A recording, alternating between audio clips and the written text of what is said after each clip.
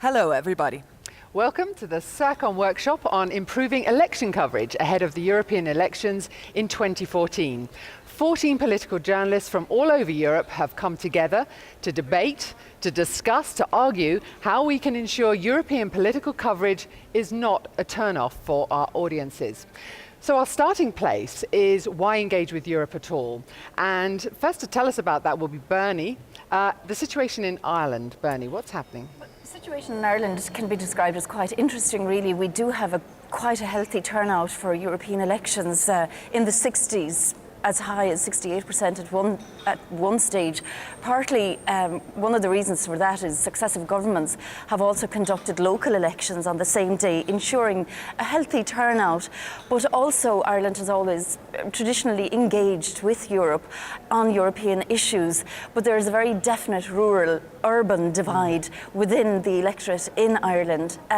Rural people would see and would be more engaged with Europe, more so than urban, for reasons pertaining to a lot of directives that come from Europe impact on rural Ireland more so than urban, such as directives to do with sewage, farming, fishing, turf cutting, special areas of conservation, and so on. So it's not such a huge challenge for regional stations to actually engage their rural electorate. It is more of a challenge to get the urban electorate on board.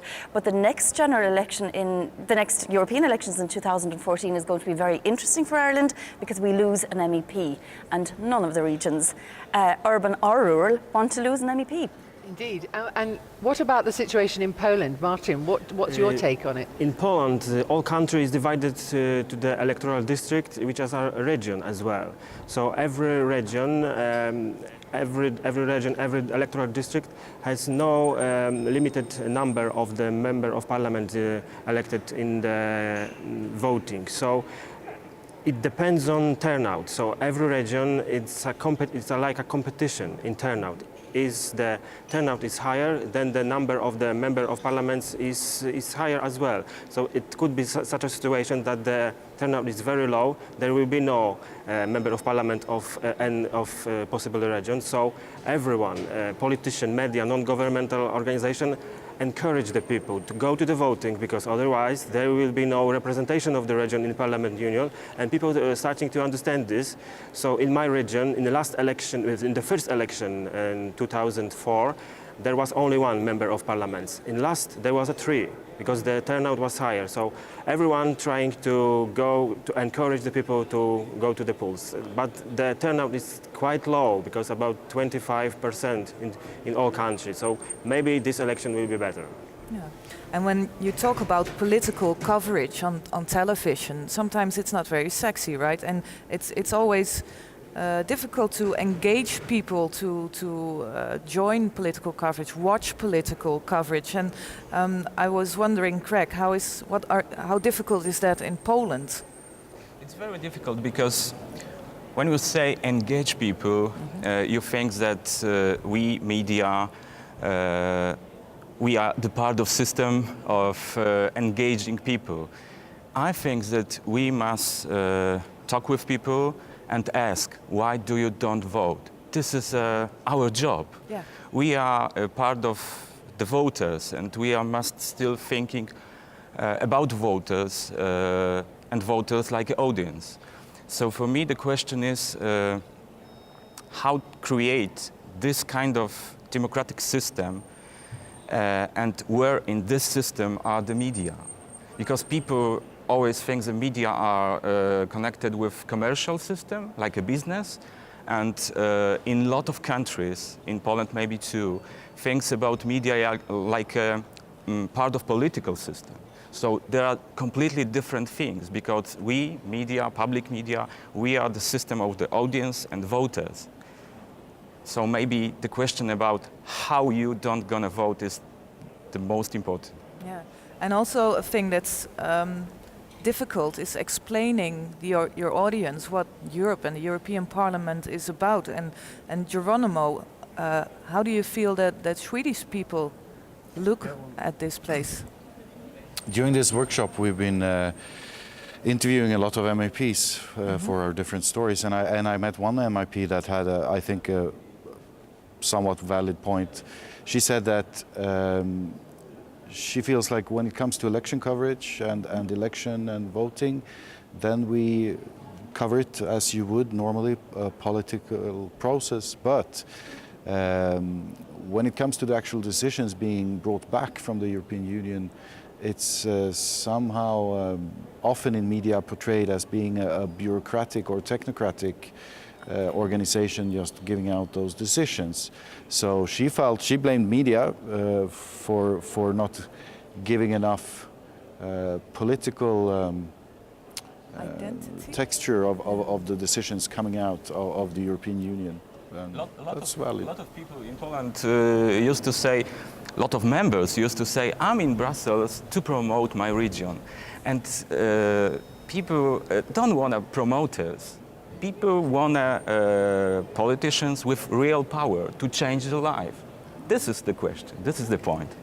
Well, we have been together for a few days discussing and debating those challenges, but what are some of the solutions that have really struck you, that are practical things that you could take back and work on? Bernie, if I can ask you, what struck you most about the discussions? I suppose from the point of view of my approach to reporting has always been quite traditional reportage or debate sort of set up in order to explain some of the concepts to do with Europe, especially coming up to elections. One of the most important things I've taken away from this course is that we can be a lot more creative in our approach to reporting and maybe go down the route of fiction or animation. And the one big thing that I bring home from here is how critical social media is to our role as reporters in order to get the message from Europe across, especially in order to get our younger voters out who aren't as engaged with Europe as we would like them to be. So social media seems to be the way to go with younger voters, and that's certainly something I will be experimenting with when I go home, as well as the fictional and animation approaches. Yeah, indeed, the social media for younger people, and we have been observed as we've been making our discussions by two of the European Parliament's interns, their new interns. Florian, can I ask you first, what would engage, in your view, as a younger person than the journalists around this table, what would engage younger people in political coverage? Well, first, I believe that journalists will have to step out and push their content to the younger audience. I was a bit surprised to observe the reluctantness in journalists, broadcasting journalists, to really go out and not only offer or give access to their content, but go out and push their content, go on the social media. It is still television, although it's outside of the big black box. That's very important. Yeah, so journalists go where the young people are already, take the politics to where the conversation is. They should do that, and they should stop being so reluctant in engaging with the new formats. With the younger. And Ainara, can I ask you, what for you has struck you about what you've observed and how journalists should think about the younger, the new voters? I mean, for me, the important thing is, as broadcasters and journalists, is to go inside the parliament, to show the audience what the parliament is about, because they don't know it. And we can do it. We have the resources available. We have studios. We have human resources here. So we can do it. We can, for example, follow an MEP, a member of the European Parliament, and explain the audience what they do here. I think the core idea, what we have to follow, is that to make it simple, make the message simple. Why the Parliament is important, and what makes the difference between the Parliament and the other institutions, because people, they don't know. They think about the European Union as a whole, but they don't realize how the European Parliament is important, because it's the only democratic institution. It's the only one we can vote, actually, and MEPs represent us as European citizens, not our countries. And there was also a bit of a practical aspect of us meeting here, because we're in the European Parliament, and when you come here as a journalist, you can actually use a lot of facilities that they have here. And we've been using those technical facilities for the last few days. especially Greg and Geronimo. So Greg, you've been working with a camera crew from the Parliament, you've been working with an editor, and what were your experiences? It's great to work with these people from Parliament, to use the camera, completely modern things and tools like new montage and new editing, and it's great for me. But I still remember that, of course, I apologize, but that will be great to sit here with my viewers, my audience, and discuss about European things. Of course, it's great for me be here and discuss with us, but I can't take the people from my region here and sitting and discuss. So I still think how use these tools, these facilities, to communicate with my audience, my people in my region. And maybe you can, there's also these archives that you can use. Yeah, and you can use those back home, right? I still remember. It's great archive. It's great tools, crews, of course. But now I think how to build a bridge from Brussels to Rzeszów, to my region. Okay. With these tools. Yeah. And Geronimo has been using the facilities as well? Yes, and the facilities, I mean, as a public broadcaster, you always have to know that this comes with some kind of price. I mean, when you use someone else's resources, you should be aware of what you're doing and to what extent you should be doing it.